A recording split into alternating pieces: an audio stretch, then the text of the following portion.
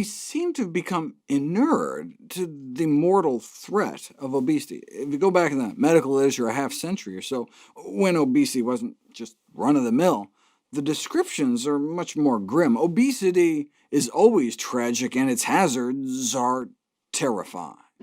But it's not just obesity. Of the 4 million deaths every year attributed to excess body fat, nearly 40% of the victims are just overweight, not obese.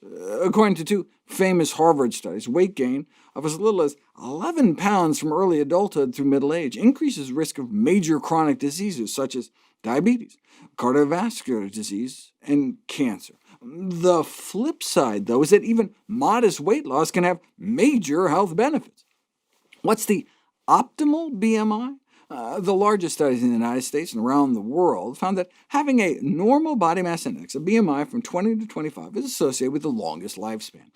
Put all the best available studies with the longest follow-up together, and that can be narrowed down even further to a BMI of 20 to 22. That would be about between 124 to 136 pounds for someone who stands 5'6".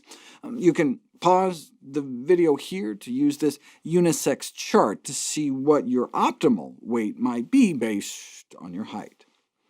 But even with a normal BMI, the risk of developing chronic diseases, such as type 2 diabetes, heart disease, and several types of cancer, starts to rise towards the upper end, even starting as low as a BMI of 21. A BMI of 18.5 and 24.5 are both considered within the normal range, but a BMI of 24.5 may be associated with twice the heart disease risk compared to 18.5. Look at this diabetes graph among women. A 5-fold difference in diabetes rates, all within the so-called ideal range under 25.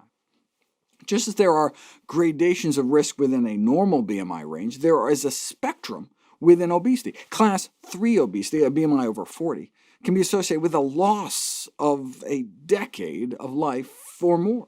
At a BMI greater than 45, such as a 5'6" person at 280 pounds, life expectancy may shrink to that of a cigarette smoker. There are, however, so-called obesity skeptics that argue that the health consequences of obesity are unclear or even greatly exaggerated. They are a motley bunch, ranging from feminists, queer theorists, and New Ageists to far-right-wing pro-gun, pro-America websites where the idea is that obesity alarmists are nanny-state communists who simply want to stop us from having fun.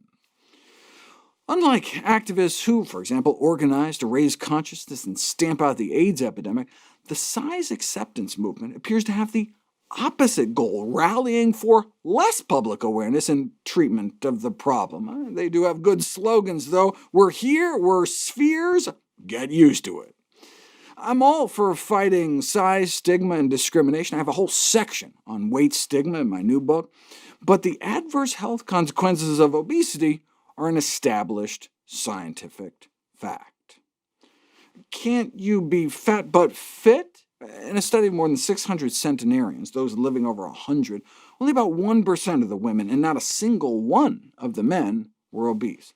But there does appear to be a rare subgroup of obese individuals who don't suffer the typical metabolic costs, such as high blood pressure and cholesterol. This raised the possibility that there may be such a thing as benign obesity or healthy obesity. It may just be a matter of time, though, before the risk factors develop. And even if they don't follow long enough, even quote-unquote metabolically healthy obese individuals are at increased risk of diabetes, and fatty liver disease, and cardiovascular events such as heart attacks and/or premature death. Bottom line, there is strong evidence that so-called healthy obesity is a myth.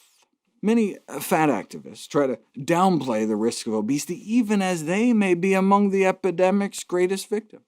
Lynn McAfee is the director of medical advocacy for the Council on Size and Weight Discrimination, and routinely takes part in obesity conferences and government panels on obesity.